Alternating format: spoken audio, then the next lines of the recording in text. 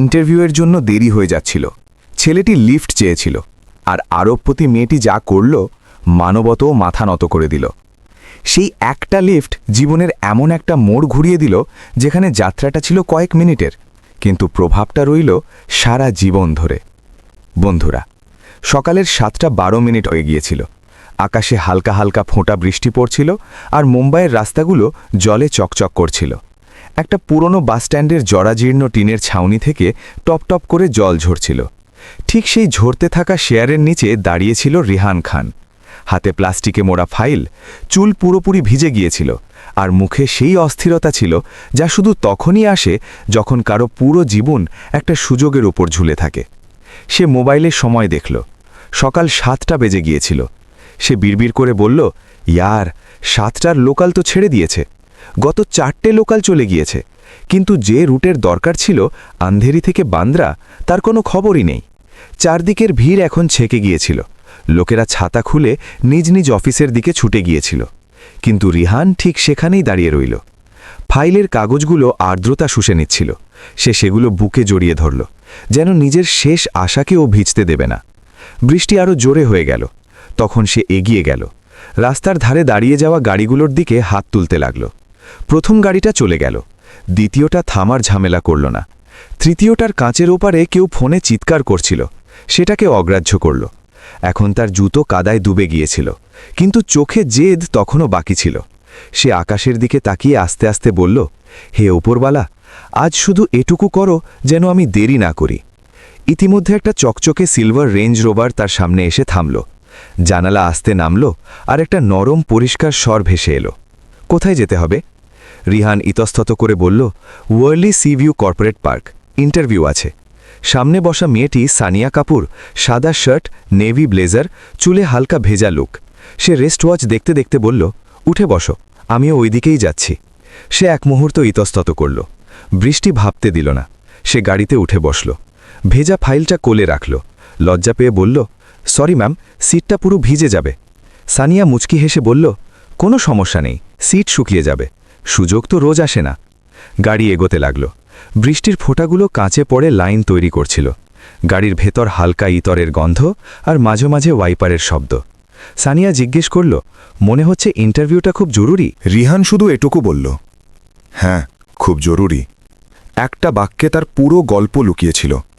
গলায় ঘাবড়ে যাওয়া ছিল, কিন্তু ভেতরে কোথাও একটা অকল ভরসাও ছিল, যেন নিজের সঙ্গে প্রতিজ্ঞা করেছে, আজ হার মানব না।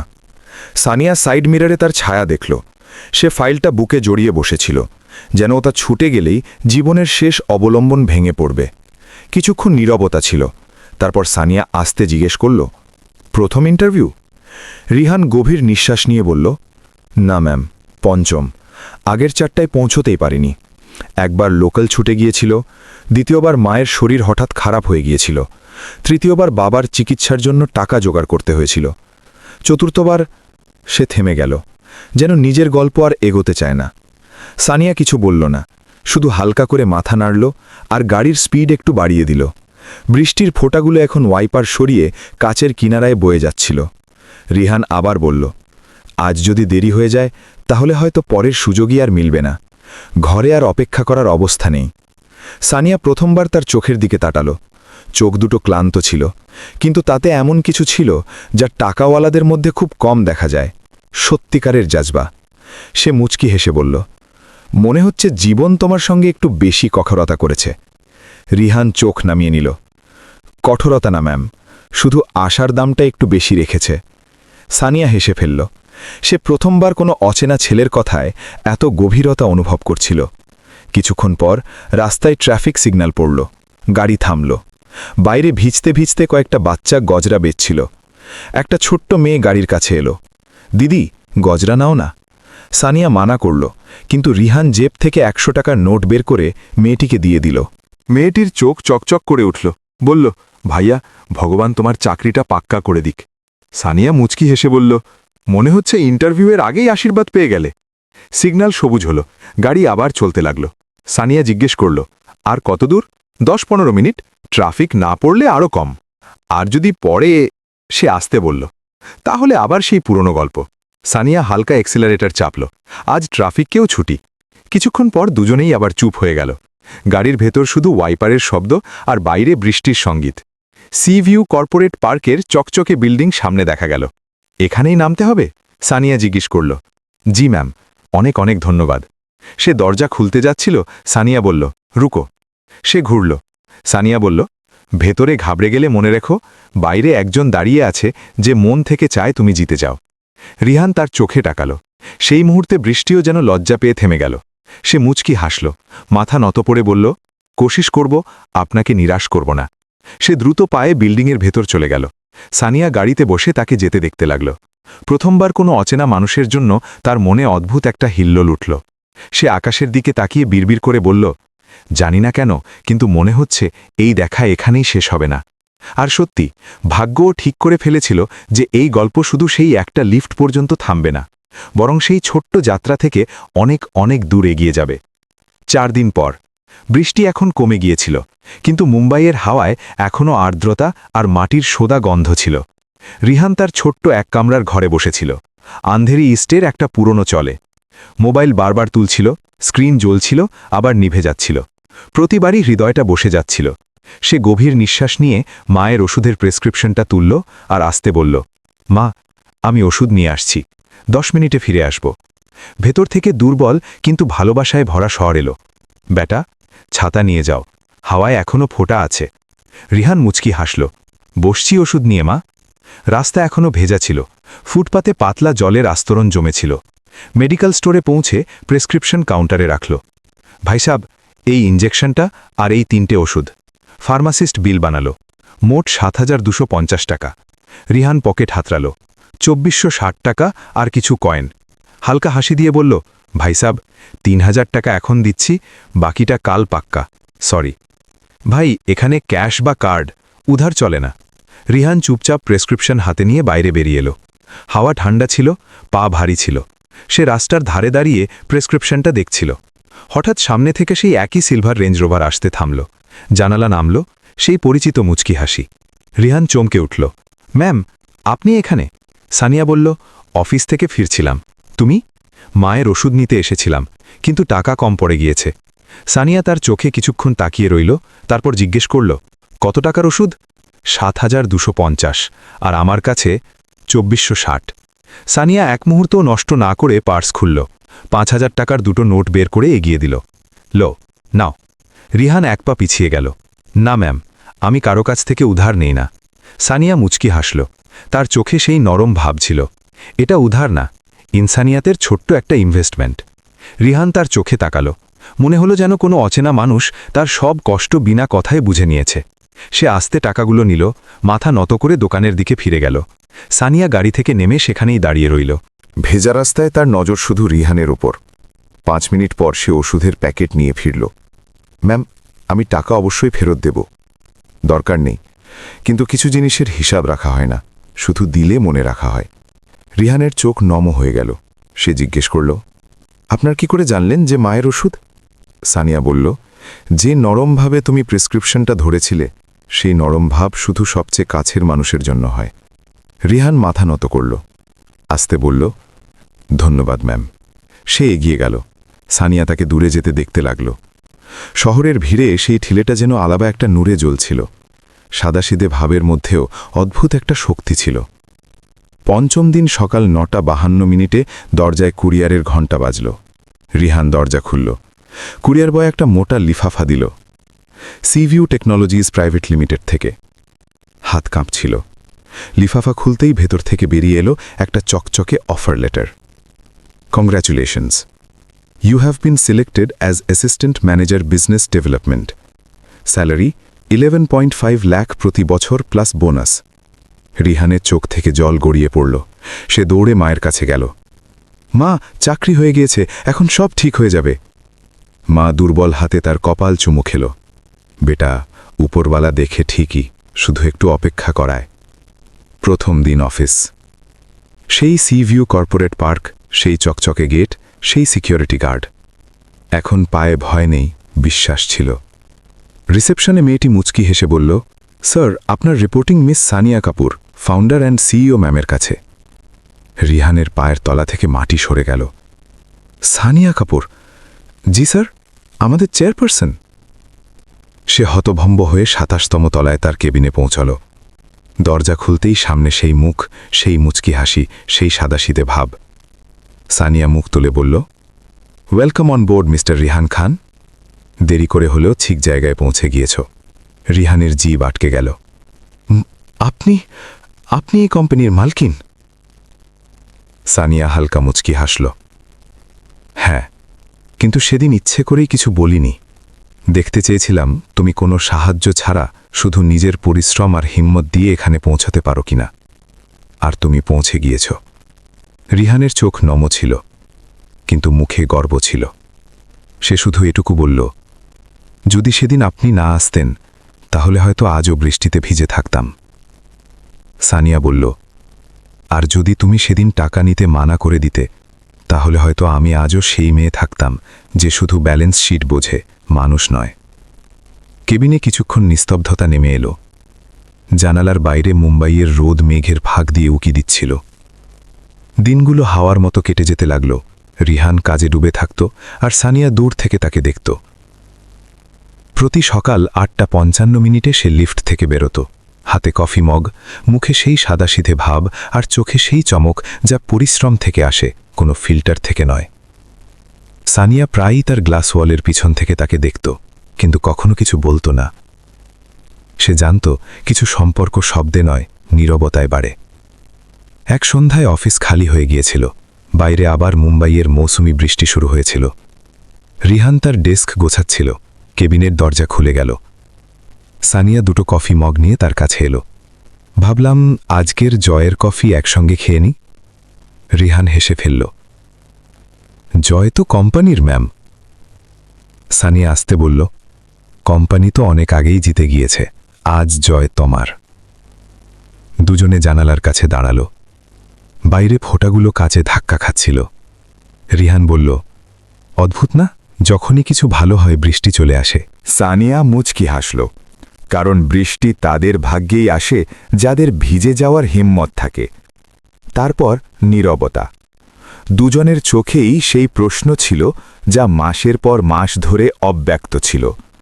কয়েক সপ্তাহ পর খবর এলো সানিয়াকে সিঙ্গাপুর আর লন্ডনের মাঝে ৬ মাসের প্রজেক্ট হ্যান্ডেল করতে যেতে হবে। বোর্ড মিটিংয়ে সবাই তালি বাজালো, কিন্তু রিহানের মুচকি হাসি উধাও। মিটিং শেষ হলে সে চুপচাপ তার সিটে ফিরে গেল। সন্ধ্যায় সানিয়া তার কেবিনে এলো। শুনেছ তো? রিহান শুধু মাথা নাড়ল। ফিরব না? সানিয়া আস্তে জিজ্ঞেস করল। রিহান প্রথমবার চোখে চোখ রেখে বলল, ফিরবেন ঠিকই, কারণ কিছু অপেক্ষা মৌসুম করে না, দিল করে। সানিয়া চুপ রইল। তার চোখ নম ছিল, কিন্তু সে মুচকি হাসল। সে চলে গেল। তার যাওয়ার পর অফিস ফাঁকা ফাঁকা লাগতে লাগল। রিহান প্রতি সন্ধ্যায় ২৭তম তলার জানালায় দাঁড়িয়ে বৃষ্টি দেখত, যেন ফোঁটাগুলো তার মনের নীরবতার সঙ্গে কথা বলছিল। তারপর এক সোমবার সকালে রিহান অফিসে এলো না। মঙ্গল, বুধ, তৃতীয় দিনও কেটে গেল। তার সিট খালি ছিল। সানিয়ার অস্থিরতা বাড়তে লাগল। সে এইচআরকে জিজ্ঞেস করল, রিহানের কোনো খবর? ম্যাম, তার মায়ের অবস্থা খুব ক্রিটিক্যাল, আইসিইউতে আছে। সানিয়া এক মুহূর্তও নষ্ট করল না, ব্যাগ তুলে নিল। ড্রাইভারকে ছুটি দিয়ে নিজেই রেঞ্জ রোভার নিয়ে আন্ধেরি ইস্টের সেই পুরনো চালে পৌঁছল। বৃষ্টি আবার জোরে পড়ছিল। দরজা খুলতেই সামনে রিহান দাঁড়িয়ে, চোখ ফোলা, মুখ ক্লান্ত, ঠোঁট কাঁপছিল। ম্যাম, আপনি এখানে? সানিয়া শুধু এটুকু বলল, মা কোথায়? চলো এক্ষুনি হাসপাতালে যাই। রিহান ইতস্তত করে বলল, ম্যাম, বিল লাখ লাখ টাকা হবে। সানিয়া তাকে মাঝপথে থামিয়ে দিল। টাকার কথা পরে, এখন সময় জীবনের। দুজনে মাকে নিয়ে লীলাবতী হাসপাতালে গেল। ডাক্তার বলল, ব্লাড প্রেশার আর শর্করা দুটোই ক্র্যাশ করেছে, এখন আইসিইউতে শিফট করা হয়েছে। সানিয়া সব ফর্ম্যালিটি নিজে করল, অ্যাডমিশন, রক্ত, ওষুধ, বিল, সব কিছু। রাত 2টো বাজছিল। সে এখনও আইসিইউয়ের বাইরে চেয়ারে বসেছিল। রিহান পাশে দাঁড়িয়ে, চোখ লাল। সে আস্তে বলল, ম্যাম, আমি এত বড় এহসান কি করে শোধ করব? সানিয়া কফির কাপ তার হাতে দিয়ে বলল, কাজ করে শোধ করো, এখন শুধু মাকে সুস্থ হতে দাও। সকাল 7টায় মায়ের চোখ খুলল। ডাক্তার বলল বিপদ কেটে গিয়েছে। রিহান ফুপিয়ে কেঁদে উঠল। সানিয়া তার কাঁধ ধরল। সেই মুহূর্তে রিহান তাকে শুধু বস নয়, নিজের সবচেয়ে আপন মানুষের মতো দেখল। কয়েকদিন পর মা ডিসচার্জ হল। বাড়ি ফেরার পথে মা দুর্বল স্বরে বলল, বেটা, সেই মেয়েটিকে আমার পক্ষ থেকে বলো, সে ফিরিস্তা যে মানুষ হয়ে এসেছিল। এখন সানিয়া রোজ ফোন করে জিজ্ঞেস করত, আন্টি কেমন আছেন? আর রিহান প্রতিবার বলতো, আপনার দোয়ায় এখন আগের চেয়ে অনেক ভালো। জীবন আবার রেল লাইনে ফিরে আসতে লাগল। এক সন্ধ্যায় কোম্পানির সবচেয়ে বড় ক্লায়েন্ট প্রেজেন্টেশন ছিল। রিহান একাই সারা রাত জেগে ডেক তৈরি করল। প্রেজেন্টেশনের পর জাপানি ক্লায়েন্ট দাঁড়িয়ে তালি বাজালো। তারা বলল, এই ছেলের মধ্যে জাদু আছে। সানিয়া মুচকি হেসে বলল, হ্যাঁ, এই আমাদের কোম্পানির আসল হিরে। সন্ধ্যা নামতে নামতে অফিস খালি হয়ে গিয়েছিল। সানিয়া 2টো কফি মগ নিয়ে রিহানের কাছে এলো। আজ আবার জয়ের কফি। রিহান হাসল, আজ তো ডাবল জয় ম্যাম। সানিয়া বলল, না, আজ শুধু তোমার জয়। দুজনে আবার জানালার কাছে দাঁড়ালো। বাইরে বৃষ্টি আবার জোরে পড়ছিল। রিহান আসতে বলল, যখন আপনি সিঙ্গাপুর যাচ্ছিলেন আমার সবচেয়ে বেশি ভয় ছিল এই বৃষ্টির, কোথাও যেন আপনি ফিরে না আসেন। সানিয়া তার দিকে তাকালো, চোখ নম ছিল। আমি ফিরব, কারণ এখন আমার বৃষ্টি এখানে। সেই রাতে প্রথমবার দুজনে একে অপরের হাত ধরল। শব্দ বলা হলো না, শুধু অনুভূতি অনেক কিছু বলে দিল। 6 মাস পর সিঙ্গাপুর এয়ারপোর্ট থেকে মুম্বাইয়ের ফ্লাইট সন্ধে 7:40 ল্যান্ড করল। বৃষ্টি আবার মুম্বাইকে ধুয়ে দিচ্ছিল, যেন শহরটাও সানিয়ান অপেক্ষায় ছিল। সিলভার রেঞ্জ রোভার টার্মিনালের বাইরে দাঁড়িয়েছিল, কিন্তু এবার ড্রাইভার নয়, নিজের রিহান দাঁড়িয়ে। সানিয়া ব্যাগ নিয়ে বাইরে বেরোল। দুজনের চোখাচোখি হল। সেই মুহূর্তে যেন সময় থমকে গেল। সানিয়া আস্তে মুচকি হেসে বলল, বৃষ্টি আবার এসে গিয়েছে রিহান। রিহান ছাতা এগিয়ে দিল, কিন্তু তার চোখ হাসছিল। হ্যাঁ, মনে হচ্ছে মৌসুমও আমাদের গল্পটা পুরো হতে দেখতে চায়। দুজনে গাড়িতে বসল। বৃষ্টির ফোঁটাগুলো কাঁচে দৌড়াচ্ছিল। সানিয়া জিজ্ঞেস করল, আন্টি কেমন আছেন? আজ সকালেই বলেছিলেন, বেটা, আজ সানিয়া আসবে না, তার জন্য আমি ক্ষীর বানিয়েছি। সানিয়ার চোখ ভরে এলো। বাড়ি পৌঁছল। দরজা খুলতেই মা সানিয়াকে জড়িয়ে ধরল। বেটি, তুই এসে গেছিস? সানিয়া কপাল ঠেকাল। আন্টি, এখন আর কখনো এতদিন দূরে যাব না। সেই রাতে তিনজনে একসঙ্গে খাওয়া খেল। মা বলল, দুজনকে একটা কথা বলতে হবে। দুজনেই চমকে উঠল। মা রিহানের হাত সানিয়ার হাতে রেখে বলল, আমার এখন চ্যান, যতক্ষণ না তোমরা দুজন এক হচ্ছ আমি ঠিকমতো ঘুমোতে পারব না। সানিয়া লজ্জা পেল। রিহান মাথা নত করল। মা বলল, আমি সব দেখেছি। যেদিন এই মেয়ে আমার জন্য রাতভর হাসপাতালে বসেছিল সেদিনই বুঝে গিয়েছিলাম এ আমার বউমা হবে। 2 সপ্তাহ পর একটা সাধারণ মন্দিরে। বৃষ্টি থেমে গিয়েছিল, হাওয়ায় শুধু ভেজা ভাব ছিল। কোনো হইচই নেই, কোনো মিডিয়া নেই, শুধু মা, কয়েকজন কাছের বন্ধু আর 2টো সত্যিকারের দিল। সানিয়া সাদা লাল শাড়ি পরেছিল, রিহান অফ হোয়াইট শেরওয়ানি। পণ্ডিতজি মন্ত্র পড়লেন, 7 ফেরা হল। শেষ ফেরায় রিহান সানিয়ার মাগে সিঁদুর ভরল। মায়ের চোখ ভরে এলো। সানিয়া তার পা ছুঁল। বিয়ের পর দুজনে বাড়ি ফিরল। মা দুজনকে আলাদা আলাদা ঘরে পাঠিয়ে দিল। সানিয়া হেসে ফেলল, আন্টি, এখন তো। মা বলল, প্রথম রাত আমার কাছে শো, রসম নিভাতে হবে। পরের দিন সকালে সানিয়া রান্নাঘরে চা বানাচ্ছিল। রিহান পিছন থেকে এসে তার কোমরে হাত রাখল। সানিয়া লজ্জা পেয়ে বলল, কেউ দেখে ফেলবে। রিহান বলল, এখন কে আটকাবে? মা ভেতর থেকে ডাকল, আরে 2 ছেলে মেয়ে, সকাল সকাল রোম্যান্স, আগে চা খাওয়াও। তিনজনেই হেসে উঠল। সেই হাসিতে সেই সুখ ছিল যা শুধু সত্যিকারের সম্পর্কে থাকে। কয়েক মাস পর কোম্পানির বার্ষিক মিটিংয়ে সানিয়া মাইক তুলল। আজ আমি একটা খুব বড় ঘোষণা করতে যাচ্ছি।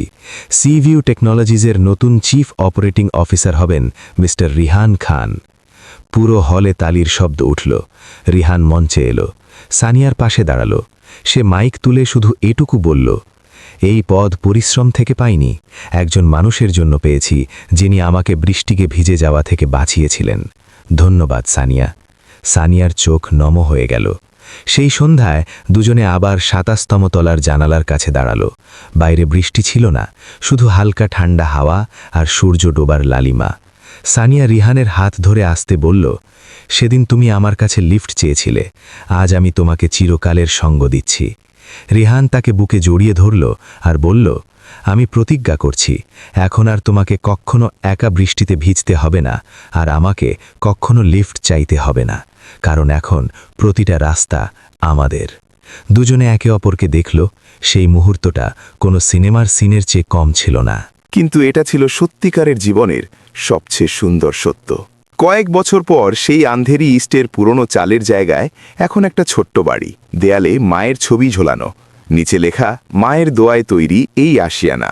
সানিয়া আর রিহান মিলে একটা ফাউন্ডেশন শুরু করেছিল, বারিশ ফাউন্ডেশন, যার একটাই উদ্দেশ্য, যে বাচ্চারা বৃষ্টিতে ভিজে ইন্টারভিউ বা পরীক্ষা দিতে যায় তাদের শুধু লিফট নয়, পুরো রাস্তাটা দেওয়া। প্রতি বছর শত শত বাচ্চাকে স্কলারশিপ, ল্যাপটপ, ট্রাভেল অ্যালাউন্স দেওয়া হতো। আর প্রতি 15 আগস্ট রিহান আর সানিয়া নিজেরা বাচ্চাদের মাঝে যেত। 15 আগস্টের সকালে ফাউন্ডেশনের মাঠে শত শত বাচ্চা জড়ো হয়েছিল। মঞ্চে রিহান আর সানিয়া দাঁড়িয়ে।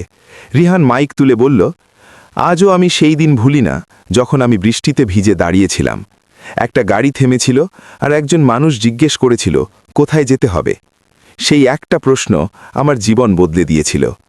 আজ আমি তোমাদের সবাইকে শুধু এটুকু বলতে চাই, যদি তোমাদের কাছে গাড়ি থাকে তাহলে থামো, যদি সময় থাকে তাহলে শোনো, আর যদি দিল থাকে তাহলে লিফট দাও, কারণ কখনো কখনো একটা ছোট্ট লিফট পুরো ভাগ্য বদলে দেয়। সানিয়া মাইক তুলে বলল, আর আজ আমরা দুজনে এই প্রতিজ্ঞা করছি, যতদিন আমরা বেঁচে থাকব একটা বাচ্চাও বৃষ্টিতে ভিজে তার স্বপ্ন থেকে ছিটকে যাবে না। পুরো মাঠে তালির শব্দ উঠল, বাচ্চারা একসঙ্গে চিৎকার করে উঠল, ভারত মাতা কি জয়। রিহান আর সানিয়া একে অপরকে দেখল, হাতে হাত রেখে দুজনে একসঙ্গে বলল, জয় হিন্দ, জয় ভারত। আর সেই মুহূর্তে বৃষ্টিও থেমে গেল, যেন ওপরওয়ালাও মুচকি হেসে বলছিলেন, বস, এটাই তো চেয়েছিলাম আমি। গল্প শেষ হয় না, এটা শুধু একটা শুরু। যে ইনসানিয়ত এখনও জীবিত আছে, আর যতদিন কোনো সানিয়া কোনো রিহানকে লিফট দেবে, এই দেশ চিরকাল এগিয়ে যাবে। কমেন্ট করে অবশ্যই জানাও, তোমার মতামত শেয়ার করো। আর যদি এই গল্প তোমার দিল ছুঁয়ে যায়, আবেগ করে দেয়, তাহলে ভিডিওটা লাইক করো, শেয়ার করো, আর আমাদের চ্যানেল কিশোর ভয়েসকে সাবস্ক্রাইব করো, কারণ এখানে প্রতিটা গল্প শুধু ইশক নয়, ইনসানিয়ত থেকে শুরু হয় আর দিল পর্যন্ত পৌঁছায়। পরের ভিডিওতে দেখা হবে। জয় হিন্দ।